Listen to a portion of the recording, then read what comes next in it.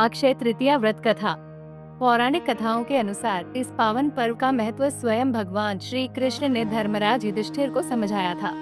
महाभारत काल में जब युधिष्ठिर ने अपनी जिज्ञासा प्रकट करते हुए इस तिथि के फल के बारे में पूछा, तब जगत के पालनहार श्री कृष्ण ने कहा, हे कुंती पुत्र, ये तिथि सर्वपाप नाशिनी और सभी सुखों को प्रदान करने वाली है।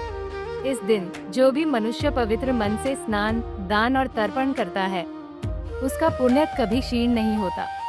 एक अन्य प्रचलित कथा के अनुसार प्राचीन काल में धर्मदास नाम का एक वैश्य रहता था। वह अत्यंत निर्धन था, लेकिन उसकी आत्मा बहुत धनी थी। वह सत्यवादी था, देवताओं और ब्राह्मणों का परम भक्त था और हमेशा धर्म की राह पर चलने का प्रयास करता था। एक बार जब उसे अक्षय तृतीया के महत्व का पता चला, तो निर्धन होते हुए भी उसने अपनी श्रद्धा में कमी नहीं आने दी।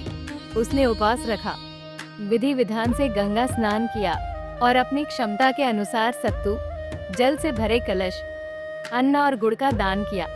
उसके परिवार ने उसे रोकने की कोशिश की, उसे अपनी गरीबी की दुहाई दी, पर धर्मदास की निष्ठा अटल थी। समय का चक्र घुमा और धर्मदास की मृत्यु हुई, लेकिन अक्षय तृतीया के उस छोटे से दान और अटूट श्रद्धा का फल उसे अगले जन्म में मिला। अपनी निष्ठा के प्रभाव से वो अगले जन्म में कुशावती नगरी का अत्यंत प्रतापी राजा बना।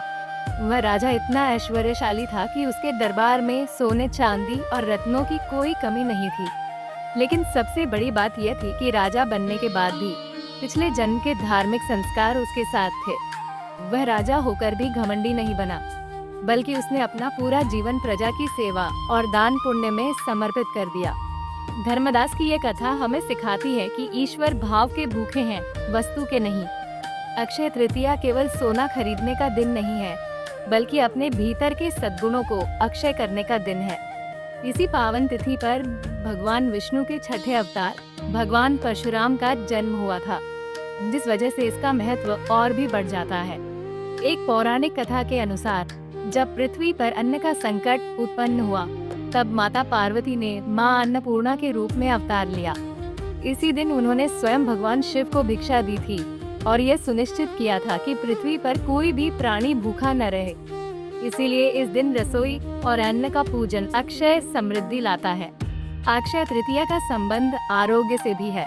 माना जाता है कि इसी दिन समुद्र मंथन के दौरान भगवान धन्वंतरी अमृत कलश लेकर प्रकट हुए थे। उनकी पूजा हमें शारीरिक और मानसिक व्याधियों से मुक्ति दिलाकर दीर्घायु प्रदान करती है। इसी तरह की और भी जानकारी लेने के लिए हमारे चैनल को सब्सक्राइब करें और नई वीडियो की नोटिफिकेशन के लिए बेल आइकॉन दबाएं। अगर आप ये वीडियो फेसबुक पर देख रहे हैं तो वीडियो को लाइक और शेयर करें।